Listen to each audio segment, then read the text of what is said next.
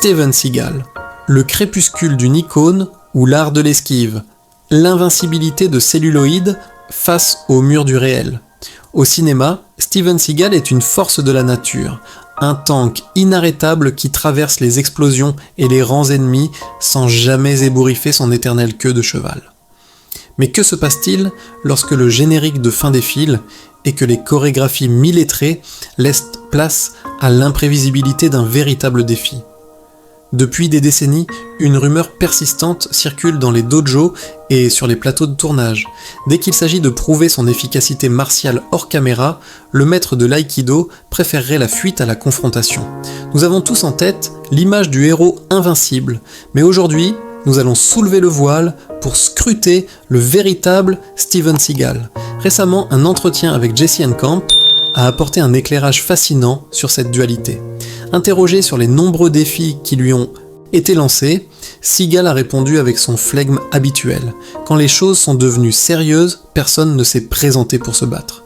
Pourtant, les archives racontent une toute autre histoire. En 1989, dans les colonnes du prestigieux magazine Black Belt, Seagal déclarait solennellement être prêt à se battre jusqu'à la mort. Une affirmation terrifiante qui, 30 ans plus tard, semble s'effriter sous le poids de l'analyse. Est-il le guerrier ultime qu'il prétend être, ou une simple construction médiatique incapable de tenir son rang face à un combattant d'élite ? L'arrivée à Hollywood, un puriste chez les imposteurs.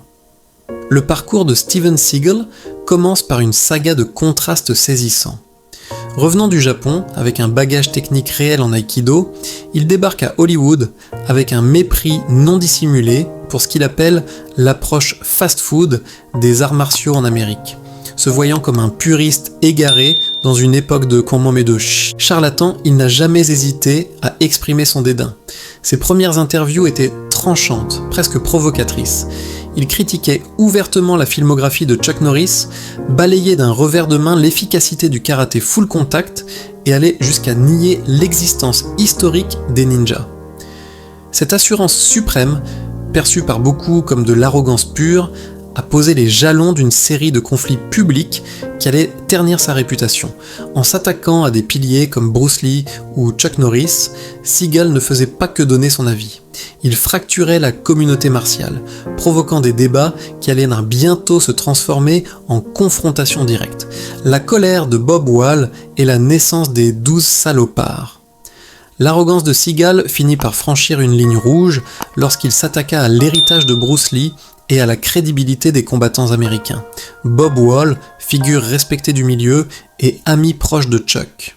Norris fut profondément offensé. Pour répondre à ce qu'il considérait comme une insulte au sang et à la sueur versée par ses pairs, Wall décida de prendre Seagal au mot. Il forma alors un groupe de combattants d'élite, ironiquement surnommé The Dirty Dozen, les 12 salopards. Ce groupe n'était pas composé d'amateurs, mais de véritables légendes vivantes du combat réel, parmi lesquelles Bill Superfoot Wallace, connu pour sa jambe gauche foudroyante, et Benny the Jet Urquidez, un champion invaincu sur le ring. L'objectif était simple, accepter l'invitation ouverte de Seagal au combat. Pourtant, malgré la stature de ses provocateurs, Seagal ne répondit jamais publiquement. Ce silence radio marqua le début des doutes mondiaux sur sa réelle capacité à combattre sans scénario. La guerre des égaux, Seagal contre Van Damme. Parallèlement à son conflit avec Bob Wall, une autre rivalité, bien plus médiatique, voyait le jour. Celle opposant Seagal au fait Jean-Claude Van Damme. Ce qui n'était au départ que de petites piques lancées par écran interposé s'est transformé en une haine tenace. En 1991, sur le plateau d'Arsenio Hall, Seagal minimisait les compétences du Belge, suggérant qu'il n'était qu'un danseur de ballet égaré sur les plateaux d'action. La tension atteignit son paroxysme en 1994, lors de l'inauguration d'un Planet Hollywood, où Van Damme confronta directement Seagal sur son physique et ses rôles. Mais l'apogée de cette querelle se déroula en 1997, lors d'une fête privée organisée par Sylvester Stallone à Miami. Selon les témoins, Van Damme, lassé des provocations, aurait proposé à Seagal de régler leur compte dans le jardin de la propriété. Seagal, fidèle à sa réputation, aurait quitté la fête pour éviter l'affrontement. Van Damme l'aurait même suivi dans un club de nuit local pour poursuivre le défi, sans succès. Même en 2023, cette rivalité continue de fasciner. Van Damme a récemment confié que l'animosité appartenait au passé, tout en révélant qu'une offre de combat de 20 millions de dollars avait été mise sur la table à une époque, offre que Seagal n'aurait jamais acceptée. Cette fuite systématique devant les défis a progressivement transformé l'image de la star en une caricature de lui-même. Les défis de l'élite, de George Foreman à Randy Couture. La liste des prétendants au combat contre Seagal ne s'arrête pas aux acteurs de films d'action. Même le monde de la boxe et du MMA s'en est mêlé. George Foreman, la légende des poids lourds, a un jour enflammé Twitter en proposant à Seagal un match en 10 rounds à Las Vegas. La règle était simple, Foreman utiliserait la boxe et Seagal pourrait utiliser ce qu'il voulait à condition de ne pas porter d'armes. Ce défi, à la fois ludique et sérieux, resta lui aussi sans réponse. Plus significatif encore fut le défi lancé par Randy Couture, membre du Hall of Fame Buffett Mazzoni dans l'UFC. Couture, qui incarne la légitimité martiale absolue, a proposé un combat sans règles. La réponse de Seagal fut pour le moins cryptique. Il suggéra une confrontation secrète, dans un lieu clos, sans témoins et sans caméra. Pour les observateurs, cette exigence de secret n'était qu'une énième manœuvre pour éviter de voir son aura d'invincibilité s'effondrer devant la réalité technique d'un champion de combat libre. L'incident Michael Jai White, tension sur le plateau. Un autre chapitre sombre de la carrière de Seagal concerne sa collaboration avec Michael Jai White sur le film Exit Wounds.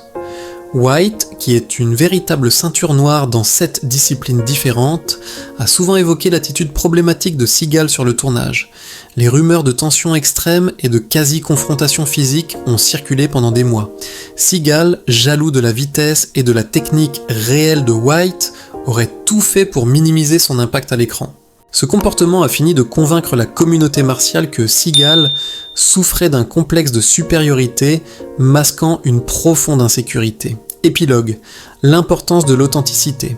Dans l'univers des arts martiaux, la frontière entre la perception et la réalité est souvent ténue, mais elle finit toujours par apparaître. Le voyage de Steven Seagal nous rappelle une vérité fondamentale. L'éthique martiale repose sur l'honnêteté, le respect et surtout l'humilité. Ce sont précisément ces valeurs que le personnage public de Seagal semble avoir délaissées au profit d'une parade narcissique. Sa trajectoire nous enseigne que la véritable maîtrise ne réside pas dans la puissance physique démontrée devant une caméra, mais dans l'intégrité de l'esprit. C'est le courage de relever les défis ouvertement et la sagesse de reconnaître ses propres limites. Les arts martiaux sont, par essence, une discipline spirituelle, autant que corporelle. C'est une quête de vérité intérieure. Le récit de Steven Seagal, mélange de fanfaronnade et d'esquive, sert d'avertissement. Il nous rappelle que la force réelle ne se trouve pas dans les affirmations grandioses ou les scénarios écrits d'avance, mais dans la pratique silencieuse, constante et honorable de son art. Alors que nous explorons les légendes des arts martiaux, n'oublions jamais ce qui définit un véritable maître, l'authenticité de ses actes, de ses paroles et de son âme. Alors que nous refermons ce dossier sur l'énigmatique Steven Seagal, il devient clair que la ligne entre le mythe et la réalité est parfois aussi fuyante que l'acteur lui-même. Nous avons déterré des récits et des défis qui nous poussent à exercer notre discernement dans un monde fasciné par les apparences.